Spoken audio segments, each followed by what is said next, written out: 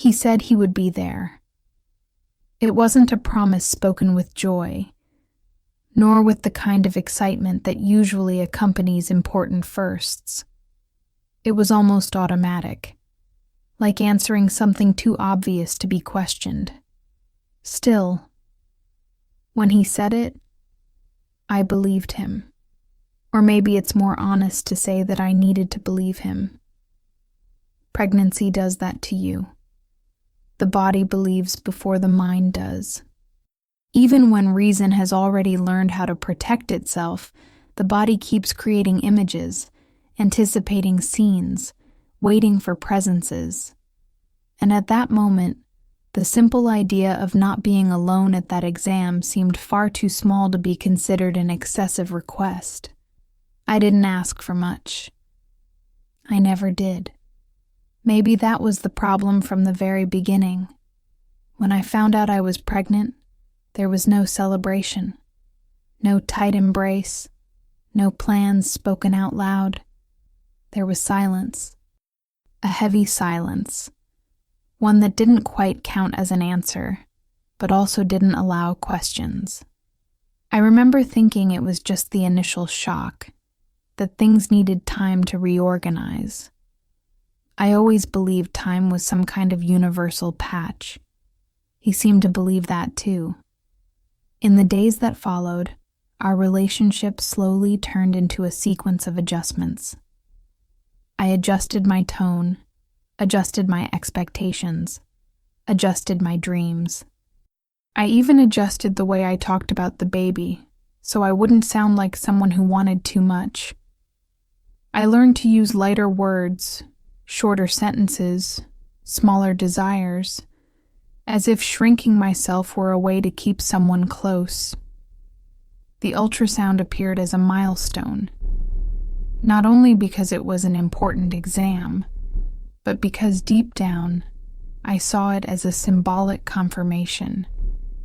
Something that would say, without the need for speeches, that all of this was real, that the baby existed, that I existed within that story, that we existed. When I mentioned the date, he hesitated for a second, just 1 second, but it was enough for me to realize that his presence was already being negotiated before it was even promised. "I'll go," he said afterward. "I'll organize things and I'll go." I thanked him, as if his presence were a favor, not a shared right. I only realized that much later. That night I imagined how it would be. Him by my side, the dim light of the room, the sound of the heartbeat filling the space. I imagined his reaction, the way he might look at the screen. Maybe surprised, maybe moved. I imagined that moment might change something between us, that the silent abandonment of the past few months could somehow be interrupted by that instant. Today, I know this. We tend to place hope exactly where it has the least chance of surviving. But back then, I didn't know that yet. I only felt. I felt the weight of the weeks passing too quickly. I felt my body changing without asking permission. I felt fear coming in waves, especially at night, when the silence grew too large to ignore. And above all, I felt the almost physical need to not go through that alone. It wasn't about him as a man. It was about him as a witness. Someone who could confirm that this was happening to me. That I wasn't making it all up inside my own head. When you spend too much time being emotionally abandoned, you start doubting even your own reality. The days leading up to the exam were strangely calm. Too calm. He didn't bring it up, and I didn't insist. Part of me was afraid that confirming it too much would break the silent agreement that had formed there. As if speaking could push him away. As if waiting in silence were a strategy. Deep down, I was already preparing for an absence that hadn't happened yet. But I refused to admit it. On the calendar, the date was marked with a discrete circle. I didn't want bright colors. I didn't want to create too much importance. Over time, I learned that the more expectation I showed, the more distant he became. So I treated that day as something almost ordinary. Just another medical appointment, at least on the outside. Inside, it was a different story. I touched my belly without noticing. An automatic, repeated gesture, almost an advance apology. I didn't know exactly for what, but I felt the need to explain myself, as if the baby were already capable of sensing my doubts, my fears, my frustrated attempts to keep everything under control. Sometimes I wondered when I started accepting so little, when presence became a bonus instead of a foundation. Maybe it didn't happen all at once. Maybe it happened gradually, like everything that dismantles us without making noise. First, he began to withdraw emotionally, then to justify it, then to normalize it. And when I realized it, I was already explaining absences that weren't even mine. Still, when he promised to be there for that ultrasound, something inside me lit up. Not a blazing fire, but a small, stubborn flame. The kind that survives even when the environment offers no support. I held on to it. I spent the week imagining how that day would be. Not out of romance, but out of necessity. I needed to believe there would be a moment of support in the middle of that entire process. A fixed point. Something that would say, "You are not alone." The truth is that at that moment, I still confused company with safety. The night before the exam, I barely slept. Not because of obvious anxiety, but because of a restlessness I couldn't name. Something between hope and alertness. The body knew first. It always does. I woke up early, even though the appointment wasn't until later. I sat on the bed for a few minutes, breathing deeply, trying to organize my thoughts. The day hadn't even started, and I already felt tired. A tiredness that didn't come from lack of sleep, but from the constant effort to keep expectations small enough not to hurt. I got up, went to the mirror, and observed my reflection carefully. My belly was already visible. There was no pretending anymore that all of this was temporary or abstract. My body was there, asserting a truth that no one else needed to validate. And still, I waited. I waited for him to go. I waited for him to be by my side. I waited for that exam to be different from all the other moments when I had to pretend to be strong to compensate for his absence. I didn't know it yet, but that promise would be the beginning of a farewell, one without conversation, without a fight, without a final scene. Just an internal shift, slow and irreversible. That day I hadn't gone to the clinic yet. I hadn't crossed the waiting room. I hadn't heard my name being called alone. For now, all I had was a promise. And at that moment, it felt like enough to keep going. To get ready carefully, leave the house, and believe that this time someone would come with me. I left the house with the strange feeling that I was heading toward something bigger than an exam, yet smaller than a confrontation. There was no explicit tension, no clear premonition. It felt more like a taut thread inside me, holding together an expectation too fragile to be named. The sky was ordinary, neither beautiful nor ugly. One of those days that announce nothing. Maybe that was why it felt so heavy. Nothing seemed extraordinary, and yet everything carried a weight I didn't know where to place. On the way, I thought about texting him. Something simple. A reminder. Everything okay for today? But I didn't. Part of me was afraid of the answer. Another part was even more afraid of the absence of one. So I did what I had been doing for weeks. I waited in silence. My body didn't wait with me. I felt every movement with a different intensity.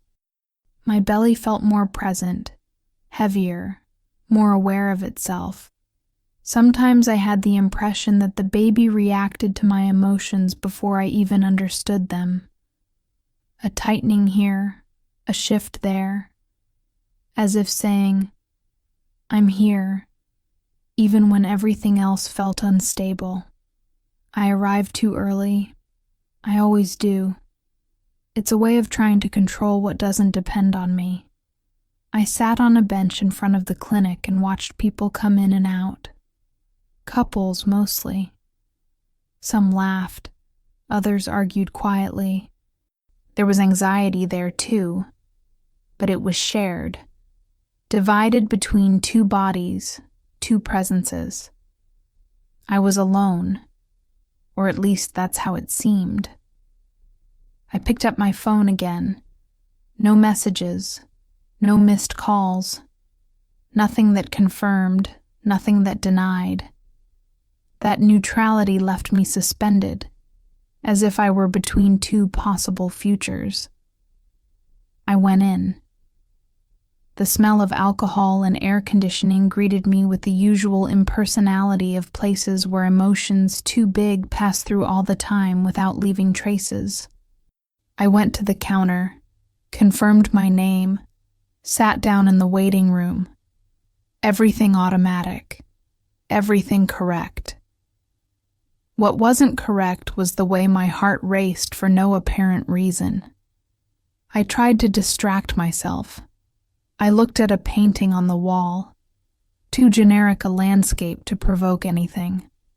I looked at the floor, the chairs, the hands resting on bellies like mine. On almost all of them, there was another hand on top. A touch. A small but constant gesture. I looked back at my phone. Nothing. I thought about calling. This time the impulse was strong. My finger hovered over his name, but something stopped me. It wasn't pride. It wasn't anger either. It was exhaustion. An old, accumulated exhaustion from always having to be the one who confirms, who reminds, who holds the connection together alone. I put the phone away. Maybe he was running late. Maybe he was on his way. Maybe he was just trying to organize himself, like he said he would. I clung to those maybes with almost naive insistence. It was easier to sustain hypotheses than to face the real possibility that he simply wouldn't come. Time passed in a strange way. Not slow, not fast. Irregular. The clock on the wall moved forward, but I felt as if I were standing still inside myself, as though the world were happening at a different pace. My name still hadn't been called. There was room for him to arrive. I repeated that to myself like a silent mantra.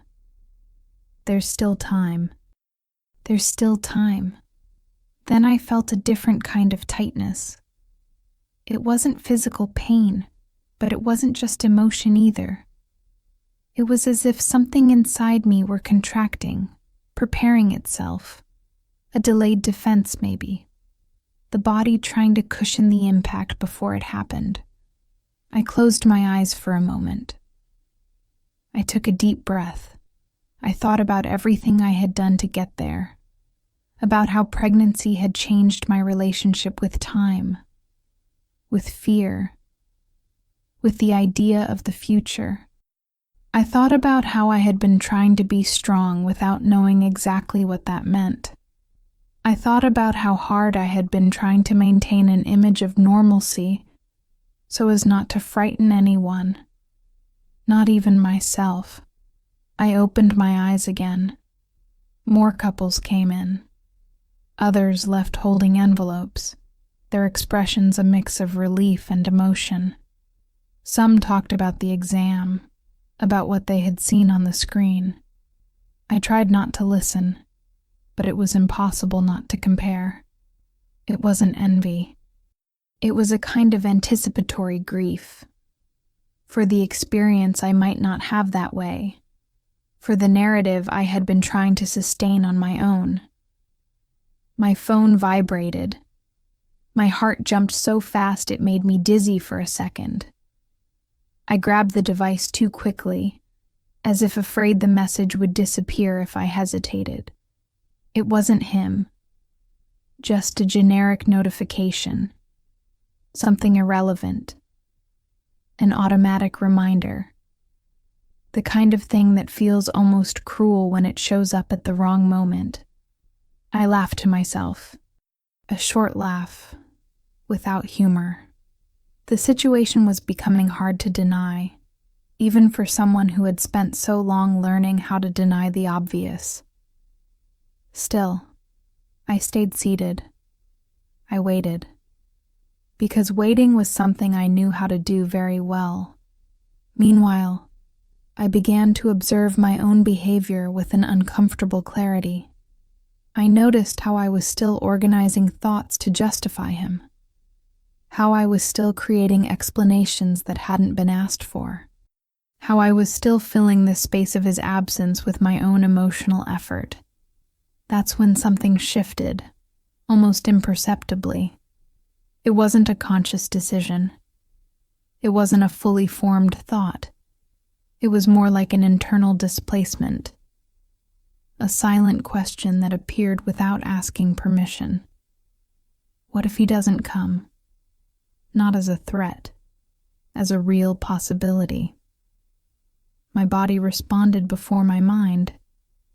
A light chill in my stomach, a weight in my chest.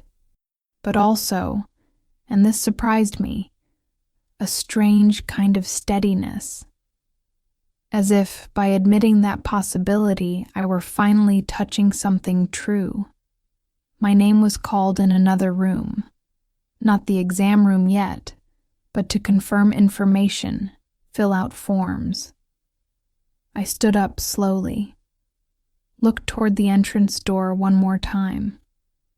An automatic gesture, almost childlike. Nothing. I turned inward. As I walked down the corridor, I felt more aware of every step, every breath, as if that short walk were taking me not just toward an exam, but toward a point of emotional no return. There was still time for him to appear. I knew that. Technically, there still was, but for the first time since I woke up, I began to understand that this day wouldn't be about that. The day was set. The exam would happen. The baby was there. What I didn't know yet was that, even before stepping into the dark ultrasound room, something inside me had already begun to reorganize itself, silently, without announcement, as if my body were preparing to go through alone a moment that, until then, I had stubbornly imagined as something meant for two. The final waiting room carried a different kind of silence. It wasn't the absence of sound. There were footsteps, restrained coughs, the constant hum of the air conditioning, but a concentrated stillness, as if everyone there were holding on to something too important to be spoken aloud. I walked in and immediately felt that the space wasn't neutral. It carried suspended stories, expectations resting on plastic chairs, small futures waiting to be revealed on a screen. I chose a seat near the wall, not out of strategy, but instinct. I set my bag on the floor, adjusted my coat over my legs, and let my hands rest on my belly. The gesture came automatically, almost defensively, as if I needed to carve out a minimal territory of safety in an environment that exposed me more than I would have liked. Around me, couples, almost all of them. Intertwined hands, fingers absent-mindedly tracing circles over stretched fabric, whispers blending nervousness and excitement. Some women laughed. Others had tears in their eyes before even entering the exam room. The men, partners, husbands, boyfriends, seemed to occupy a curious role. Present, yet slightly out of place, as if they were still learning the language of that moment. I observed everything with an attention that wasn't exactly curiosity. It was comparison. Silent, involuntary, almost cruel.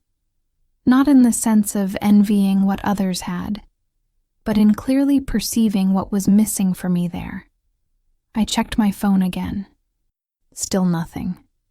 I thought about how that small object had become an extension of my anxiety, how it concentrated the possibility of confirmation or abandonment. A single short message, "I'm here, I'm on my way up," would have been enough to reorganize my entire internal state. And yet the screen remained inert, as if refusing any definition. I remembered how I had arrived there. The walk, the door closing behind me, the strange sensation of crossing that hallway alone. All of it now felt more distant, as if I had stepped into a place where time worked differently. A woman sat down beside me. She smiled, a quick, polite smile. The man with her placed his hand on her belly naturally, as if the gesture were old, familiar. I felt a brief tightening in my chest, followed by an almost immediate urge to look away, not out of resentment, but exhaustion. It was hard to sustain my own absence reflected in the mirror of someone else's presence. I took a deep breath and tried to anchor myself in something concrete. The floor beneath my feet, the back of the chair, the weight of my body. Sometimes, when the mind threatens to drift, the body becomes the only possible place to stay. Another patient's name was called. A couple stood up. The man slipped his arm around the woman's shoulders with a slightly awkward care. She smiled at him, nervous and happy at the same time. They disappeared down the corridor. I stayed. Waiting began to take on a physical quality. It was no longer just time passing.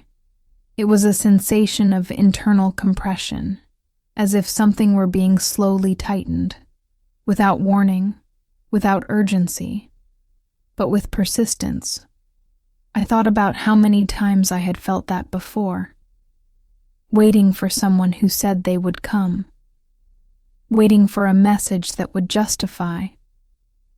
Waiting for a minimal gesture that would confirm the importance of what I felt. Maybe that was why that moment hurt so much. It condensed many old weights into a single space. I looked toward the entrance door once again. A habit I still hadn't managed to abandon. Every time someone walked in, my body reacted before my thoughts. A micro-adjustment of posture, a brief surge of expectation, an immediate recognition of frustration. Nothing. I began to realize how differently that situation exposed me. It wasn't just being alone. It was being alone in a place that assumed accompaniment. It was occupying a space designed for two with only one body. That made the absence almost visible, like an object forgotten beside me. The receptionist called another name. Another pair stood up. The room grew a little emptier, and that, strangely, made everything more intense. Fewer distractions, less noise, more awareness.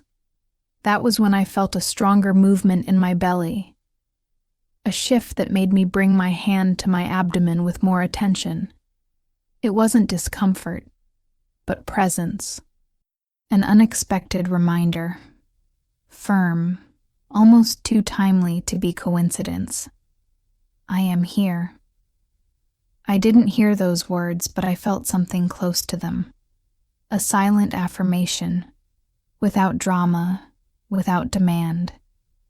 For a few seconds, the tightness in my chest gave way to a different emotion. Not joy, not complete relief, something closer to grounding. I stayed there, feeling my breath move in and out, trying to follow the rhythm of my own body. I noticed how much I had been outsourcing my sense of safety, how much I placed on someone else the task of confirming that everything was okay, that I was doing things right, that all of this made sense. In that moment, I began to understand the cost of that. The clock on the wall showed a time that no longer left much room for delays. Technically, he could still show up, but the probability shrank with every passing minute, and with it, my willingness to keep holding that expectation also began to fade. It wasn't a dramatic resignation. There was no clear thought like he's not coming. It was more like a gradual release, a hand loosening after holding on for too long. I felt a deep, clean sadness, without anger, without immediate resentment, just the realization that I was, in fact, alone there, and that this was no longer a hypothesis. Curiously, alongside that sadness came an uncomfortable clarity. I saw how much I had been confusing presence with commitment, how I accepted vague promises as if they were guarantees, how I adjusted myself to fit the absence of someone who didn't adjust to stay. My name was called. This time, for real. I heard it clearly. There was no second name, no implicit invitation for someone to come with me. Just me. I stood up slowly, feeling the weight of my body and the situation redistribute themselves. I picked up my bag, adjusted my coat, and before moving forward, I looked once more toward the entrance door. It was a final gesture. Not of hope, but of closure. Nothing happened. I took a few steps toward the corridor leading to the exam room. With each step, I felt a strange mixture of fragility and emerging strength, as if something were breaking while something else, quietly, was beginning to form. I still didn't know what I would find on the other side of that door. I didn't know how I would react to the silence waiting for me. I didn't know how I would deal with the visual confirmation of an absence I had been trying to soften. But I knew one thing. In that moment, walking down that corridor, I was no longer exactly the same woman who had entered the clinic. Something had shifted, and even without fully understanding what it was, I felt I was about to hear something that would change the way I saw myself within that story. The corridor was narrower than I had imagined. The light-colored walls, the overly uniform lighting, everything seemed designed to provoke no emotion at all. And yet, each of my steps echoed inside me, as if the external silence amplified everything I had been trying to keep under control. The door to the room was slightly ajar. Before fully entering, I heard technical, neutral voices accustomed to handling important moments without becoming involved in them. That gave me a strange sense of protection and abandonment at the same time. Protection, because no one there expected anything from me beyond the basics. Abandonment, because no one there knew what that moment represented. I went in. The professional looked up from the computer and smiled politely, automatically. She said my name in a confirming tone, like someone checking a simple detail. I nodded and stepped closer. She asked a few quick questions: age, weeks of pregnancy, whether this was my first ultrasound of this kind. I answered everything on autopilot, feeling slightly dissociated from my own body. Then came the question, "Has your companion arrived yet?" There was no ill intent, no excessive curiosity. It was just protocol. But that simple sentence crossed the space between us, carrying a weight it couldn't possibly hold on its own. For a second, I considered saying, "He's on his way." It was almost reflexive. An answer I had given so many other times, in so many different contexts. A way of postponing the truth. But something in me was too tired to sustain one more small lie. "No," I said. The word came out firm. Short. Too definitive for someone who was still digesting what it meant. The professional nodded, without pressing further, and turned back to the screen. The matter was closed for her. For me, it wasn't. That no reverberated inside me like a confirmation I had been avoiding. It wasn't spoken in anger. It wasn't spoken with explicit sadness. It was spoken with a clarity that startled me a little, as if, by saying it out loud, I had finally assumed something that had been true for far too long. She instructed me to lie down. The exam table was cold beneath the thin fabric of my clothes. I adjusted myself carefully, feeling my body, heavy, pregnant, undeniably present. She prepared the equipment with the ease of someone who repeated that gesture dozens of times a day. I watched every movement, perhaps trying to anchor myself in something concrete. Meanwhile, my thoughts drifted. I thought about all the times I had justified absences that weren't mine, about how many questions I had answered alone, about how many important moments I had crossed with the feeling of being accompanied only in theory. The cold gel touched my skin and made me flinch slightly. The physical sensation brought me back to the present. The lights were dimmed. The room grew quieter. A silence different from the waiting rooms. A focused, expectant silence. She positioned the device on my belly and began to move it carefully. The screen still showed undefined shapes, dots, shadows, contours that, to an untrained eye, might seem too abstract to carry so much emotion. She adjusted a few settings. The sound hadn't been turned on yet. In that brief interval, I felt a kind of internal suspension, as if time had slowed just enough to let me feel everything at once.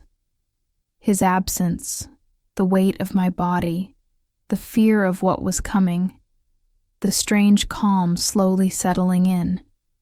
I realized, with uncomfortable clarity, that this moment was bigger than the relationship I had left behind.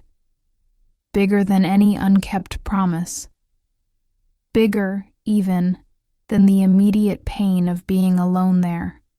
She spoke again, explaining something technical, pointing to the screen.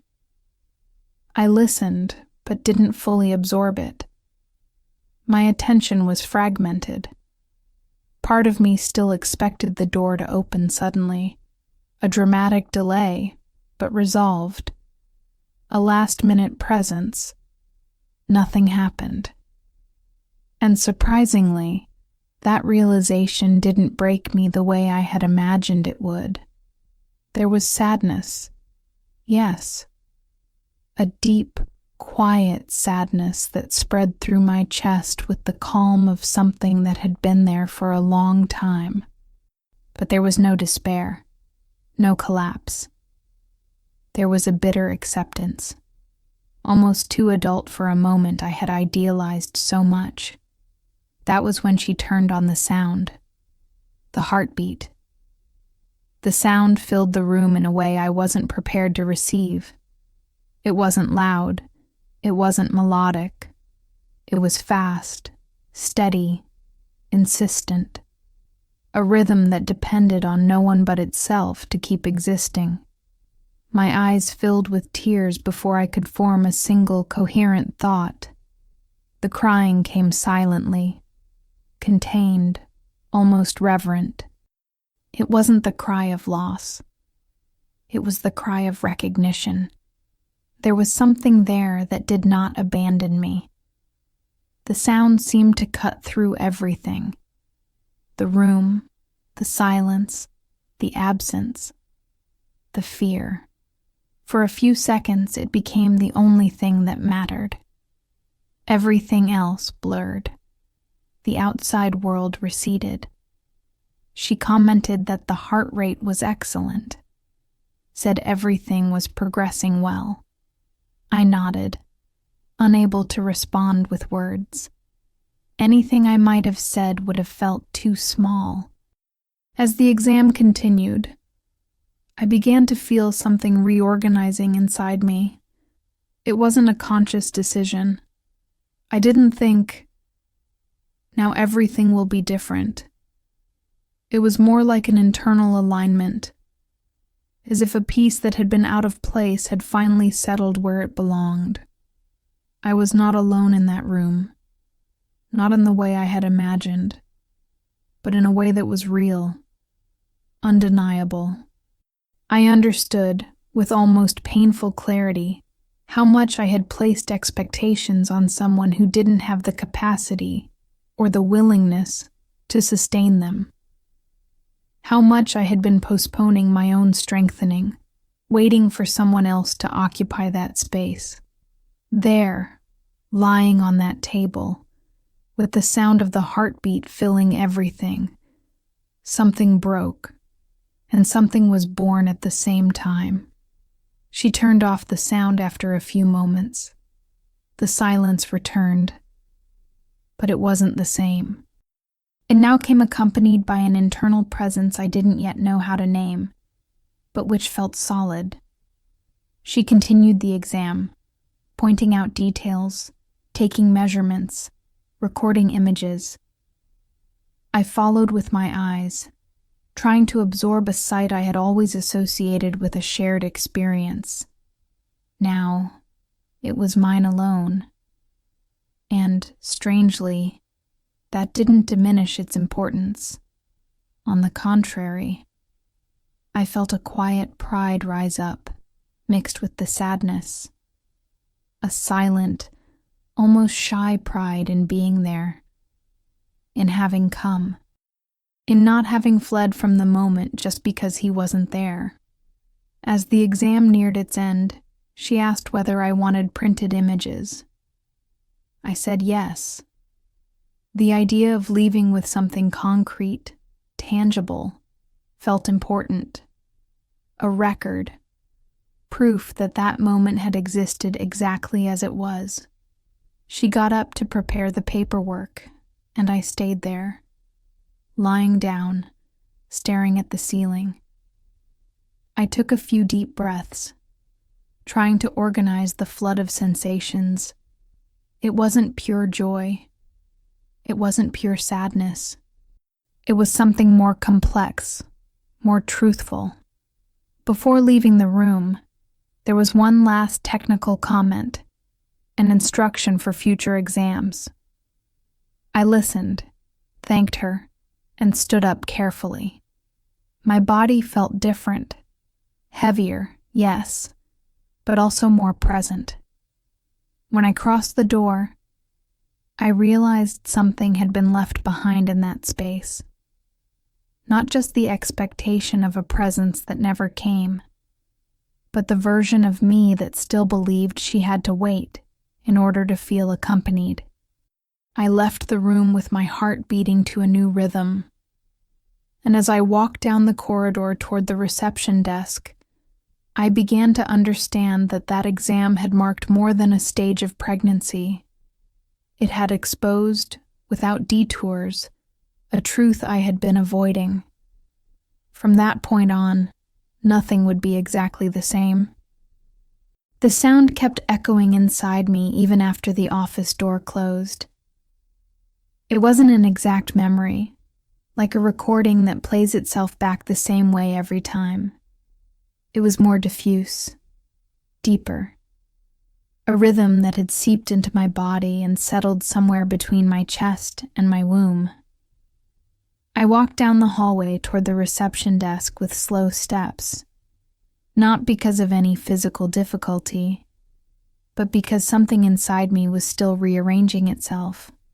It was as if the world had slowed down just enough to allow me to keep up with what was happening within.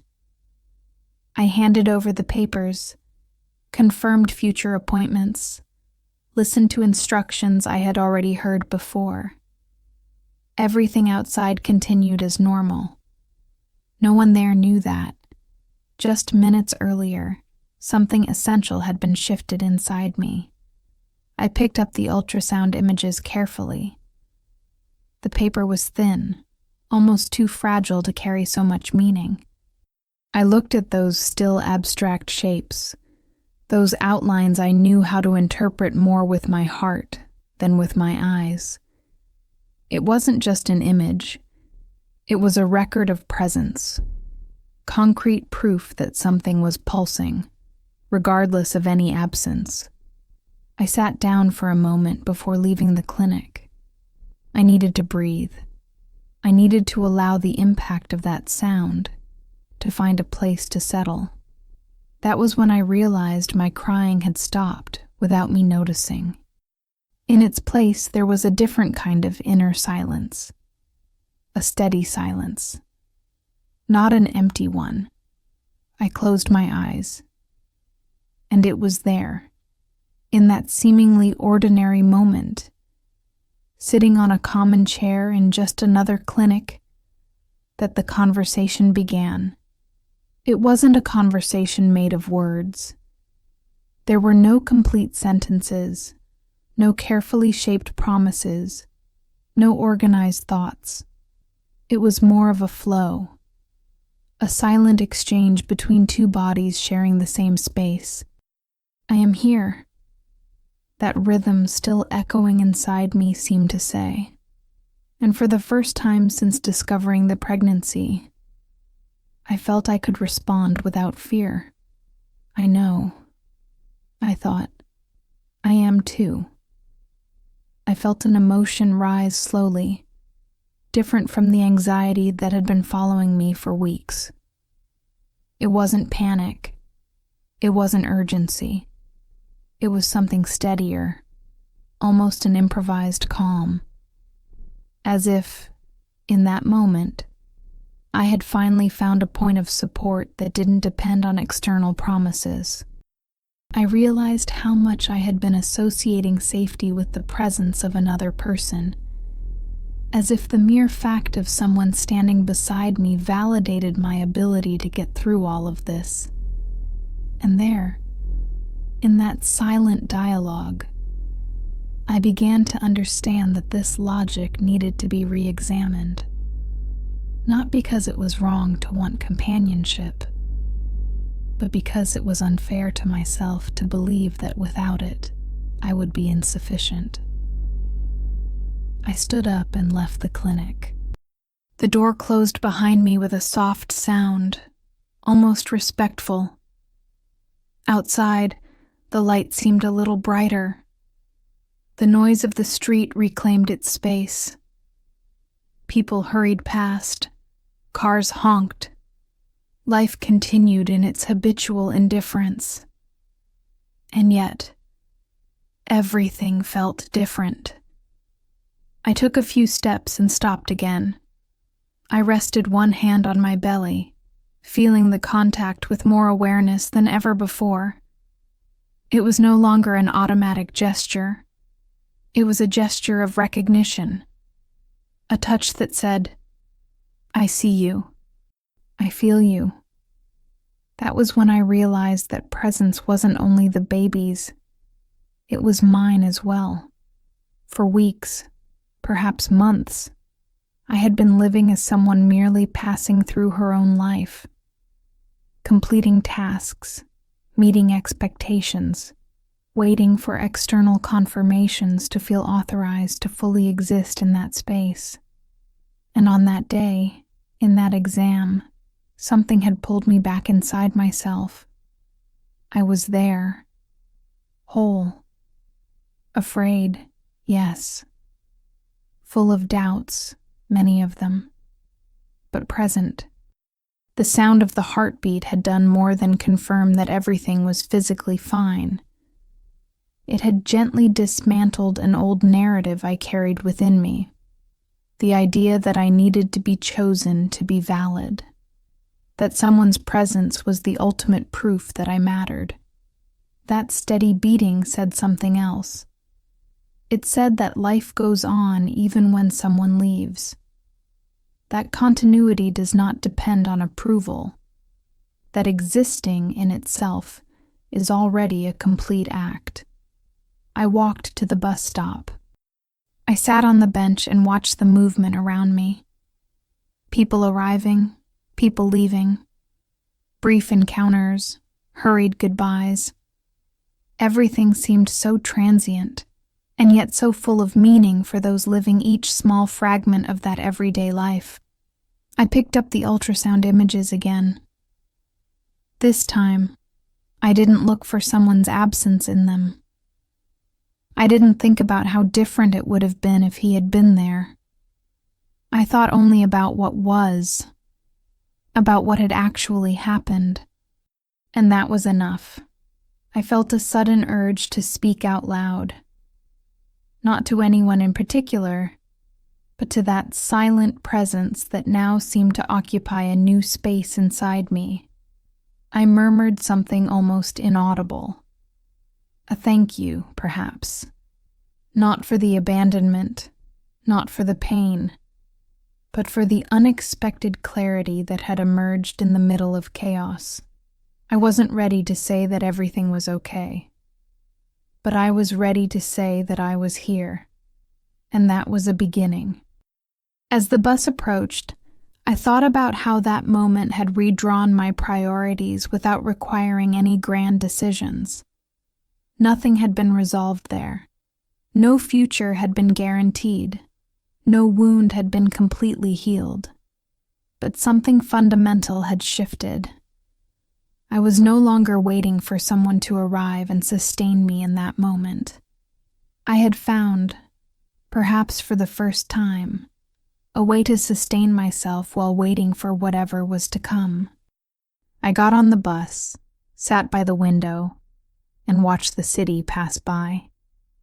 The streets, the people, the familiar buildings. Everything looked the same, but I knew it wasn't. Because I wasn't.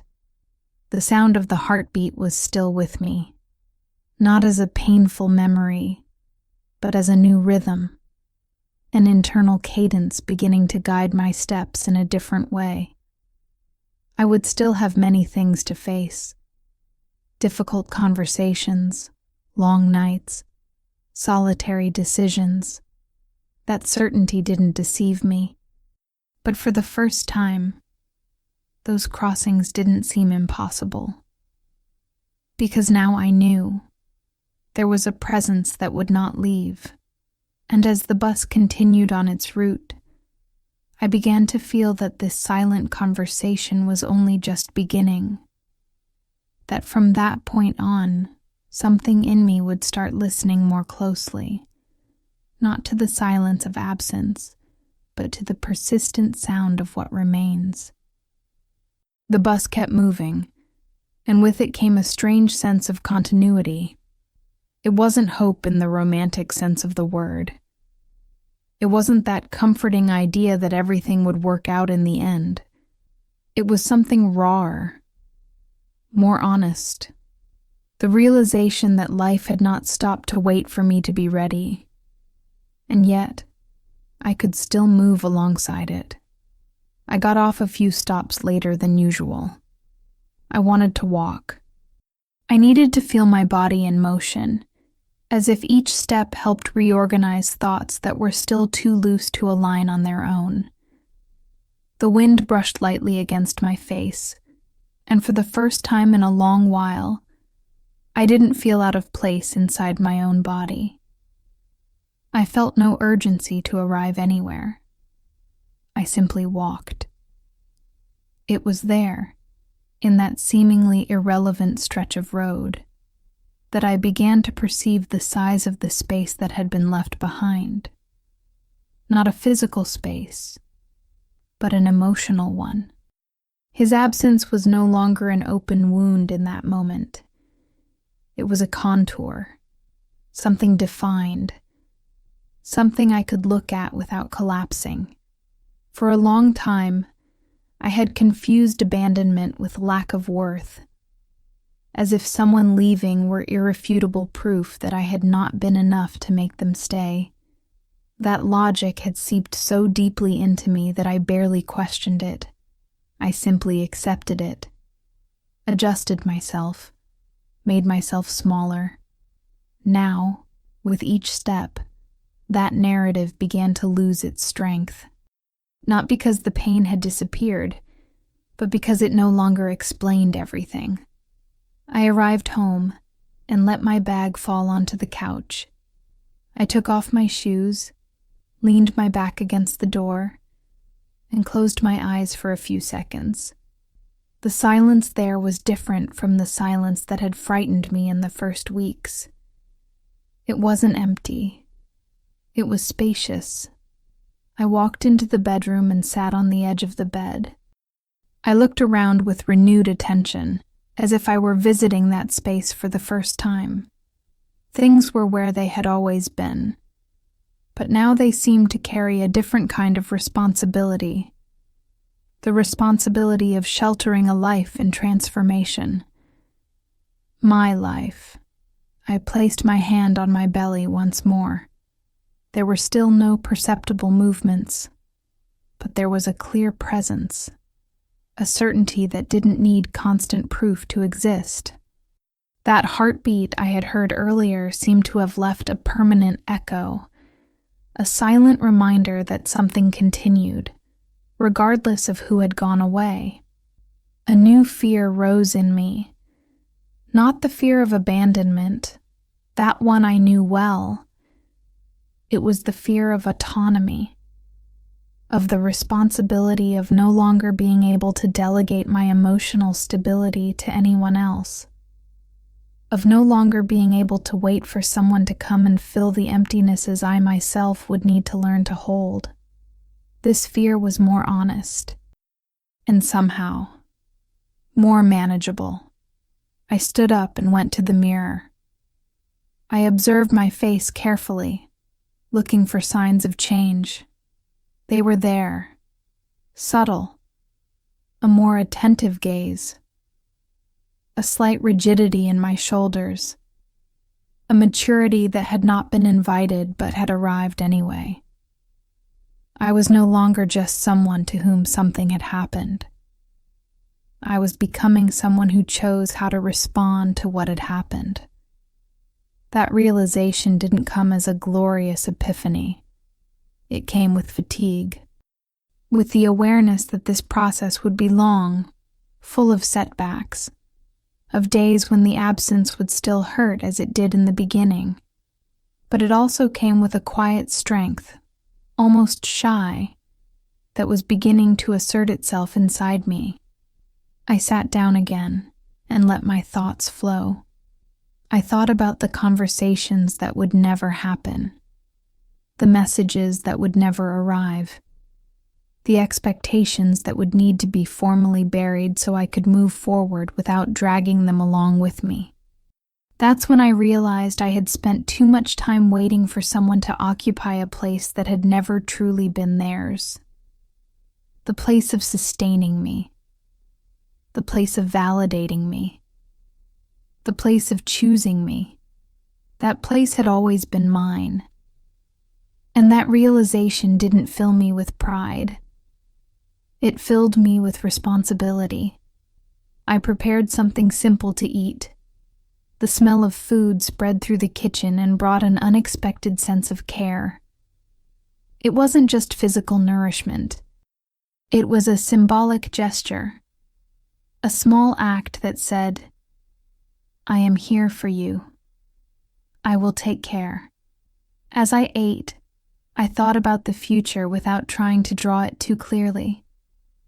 There was no space in that moment for detailed plans. There was only the need for presence, for moving through the now with enough honesty not to abandon myself in the process. I washed the dishes slowly. Each movement felt intentional, as if I were relearning how to inhabit my own life without apologizing for it, without waiting for approval, without negotiating space. That night, I went to bed early. My body was tired, but my mind remained awake. I stared at the ceiling, feeling my breathing gradually slow. The silence of the room was filled with thoughts that no longer shouted. They simply spoke. I realized how afraid I had been of being alone, not of loneliness itself, but of what it revealed. The inevitable confrontation with my own fragilities, insecurities, and unmet needs. The constant presence of someone else had always worked as a distraction, as anesthesia.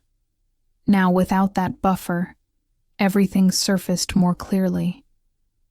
And that wasn't comfortable, but it was real. I closed my eyes and allowed that reality to settle without resistance. I didn't try to turn it into something beautiful. I simply let it be, with all the imperfections, doubts, and uncertainties it carried. For the first time, I didn't feel like a failure for being alone. I felt under construction. That difference was subtle, but powerful. I fell asleep with that strange sense of improvised steadiness. It wasn't full security, but it was enough to get through that night.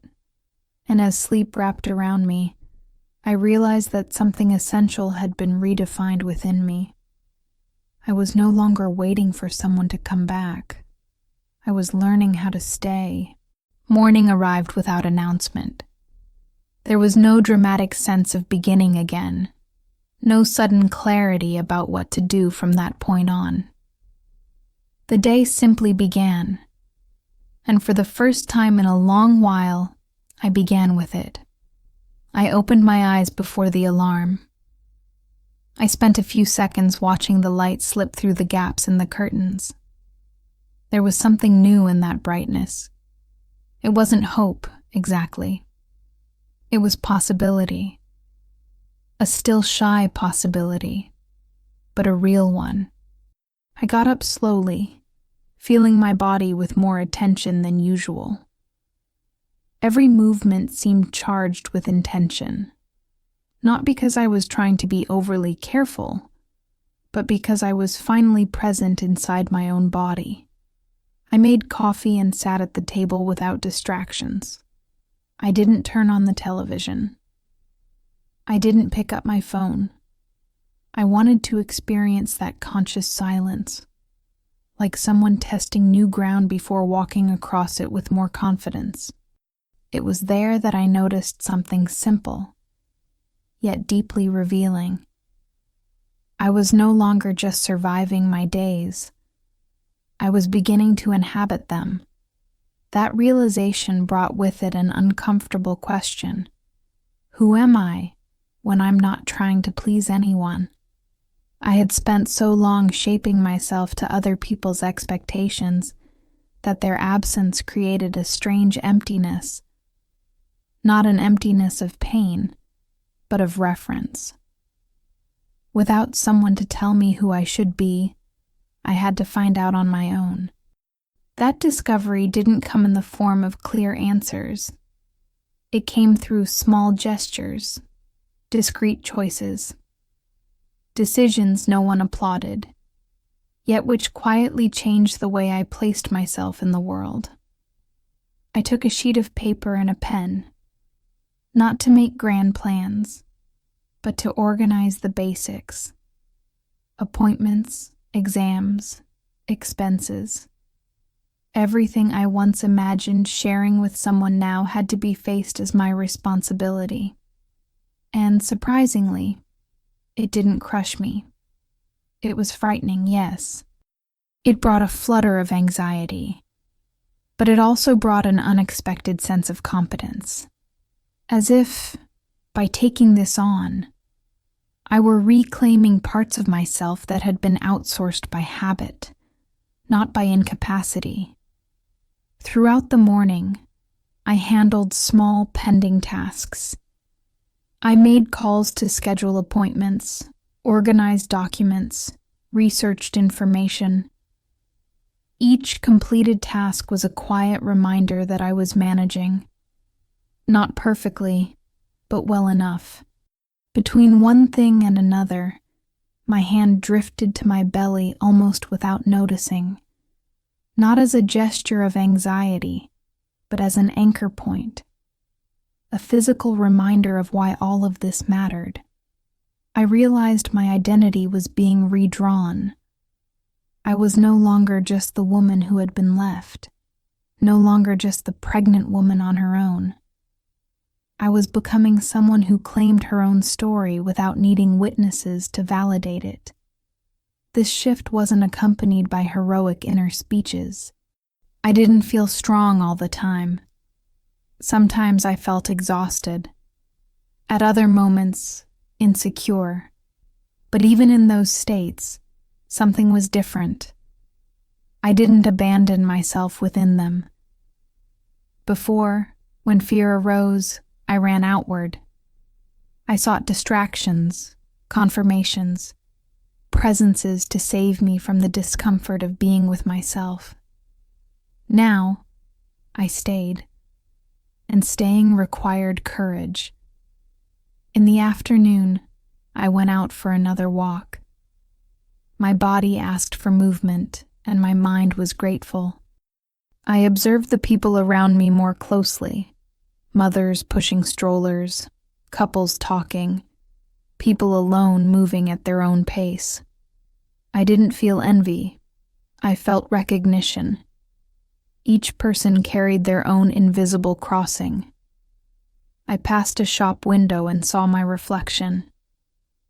I stopped for a moment. I looked at that image without judgment.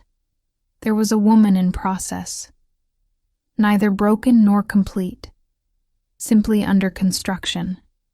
I smiled softly, not because I was happy, but because I was whole enough to recognize where I was. When I returned home, I felt a sharper wave of fatigue. My body was asking for rest more often now, and I was learning to listen without guilt. I lay down on the couch and closed my eyes for a few minutes. It was there, in that brief rest, that I understood something essential. Learning how to stay wasn't just about being alone. It was about staying with myself. It was about not running when fear appeared, not shrinking when doubt arose, not distracting myself from who I was when silence became uncomfortable. It was a daily practice, sometimes conscious, sometimes intuitive, but always demanding. That evening, I prepared dinner slowly. I ate seated at the table, savoring the flavors, respecting my body's rhythm. Simple gestures, almost banal, yet carrying a new intention. To care without haste. Before going to sleep, I spent a few minutes in silence, my hand resting on my belly. I didn't speak out loud. I didn't make grand promises. I simply stayed there, present. Then I felt something I hadn't felt before. Belonging.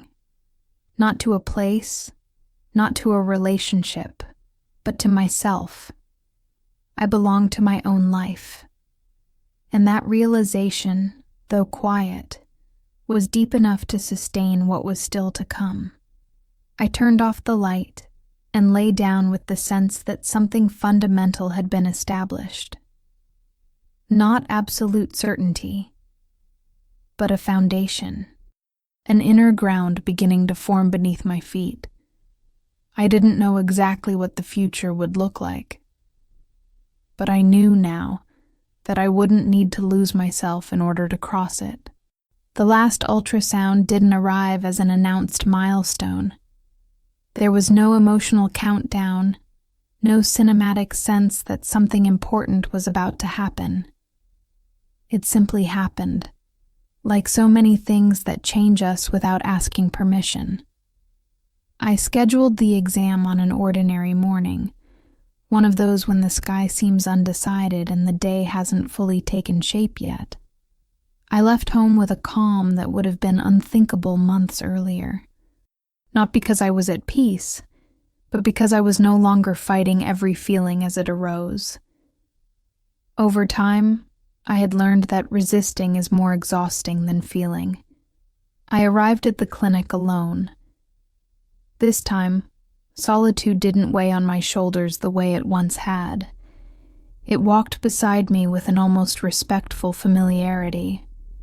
I handed in my documents, sat down to wait, and observed the movement around me with an attentive but serene gaze.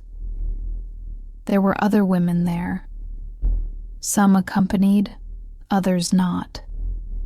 Some chatting animatedly, others wrapped in deep silence. None of them knew my story. None of them needed to. For the first time, that didn't bother me. My story no longer needed an audience. When my name was called, I stood up naturally. The corridor felt shorter this time, perhaps because I was less fragmented inside. I entered the room, greeted the professional, and lay down on the table. The environment was the same. Soft light, monitor, equipment, everything identical to the previous exam. And yet, completely different. As the cold gel touched my skin, a subtle emotion formed in my chest. It wasn't anxiety, it was recognition. That room had once been the setting for a silent collapse, for an inner turning point I was still learning to understand. Now, it became the setting for something more solid. The exam began, and I followed the movement on the screen with calm attention. The images no longer felt so abstract. There was a new familiarity there, an intimacy built over time, not through grand gestures but through consistent presence. And then, the sound. The heartbeat was strong, steady, present. I closed my eyes for a moment, not to protect myself from the emotion but to feel it fully. That sound no longer struck me like a shock. It fit, like a serene confirmation of something I already knew. I had made it this far, not intact, not unscathed, but whole enough. As the exam continued, I realized that this was, in fact, the last ultrasound I would experience in this way. Not only for medical reasons, but because the woman who had entered that room was no longer the same one who had entered before. That woman was no longer waiting to be chosen. She had learned how to choose. When the exam ended, I wiped my belly, sat up slowly, and received the images with a contained smile. There were no tears this time. There was a quieter, deeper emotion, one that didn't need to spill over to be real. I thanked them and left the room with steady steps. In the corridor, I felt something close within me. Not like losing something, but like completing a cycle. The last ultrasound didn't mark only the progress of the pregnancy. It marked the end of a waiting. Not the waiting for someone else, but the waiting for myself. I stepped outside the clinic and paused for a moment. The sky was open, the light clear, the day moving along its ordinary course. I rested my hand on my belly and took a deep breath. For the first time, I didn't think about who wasn't there. I thought about who had stayed. I stayed. I stayed when it hurt. I stayed when fear screamed. I stayed when loneliness tried to convince me I wouldn't be capable. I stayed. And by staying, I discovered something no one could have taught me. Choosing yourself is neither selfish nor grand. It's a daily gesture. Sometimes exhausting, sometimes lonely, but deeply liberating. I walked down the street with a lightness that didn't come from the absence of problems, but from the presence of meaning. I knew I would still face challenges. I knew there would be hard days, long nights, moments of doubt, but I also knew I wouldn't lose myself in the process. The last ultrasound wasn't the end of the story. It was the point where it stopped being about abandonment and became about permanence, about what remains when someone leaves, about what is born when we stop abandoning ourselves, about the quiet courage it takes to occupy your own life without asking permission. If you made it this far and felt something shift inside you, perhaps a memory, an old pain, or a question that hadn't yet found its name, know that this is no coincidence. Stories like this don't speak only of those who lived them. They speak to those who recognize themselves in them. If this story touched you in any way, share it with someone who needs to remember that staying is also an act of courage. Subscribe to the channel for more stories about identity, new beginnings, and difficult choices that transform us. And above all, allow yourself to reflect. In which part of your life are you still waiting to be chosen? When you could already be choosing yourself. Sometimes, the greatest act of love isn't who stays with us. It's when we decide to stay.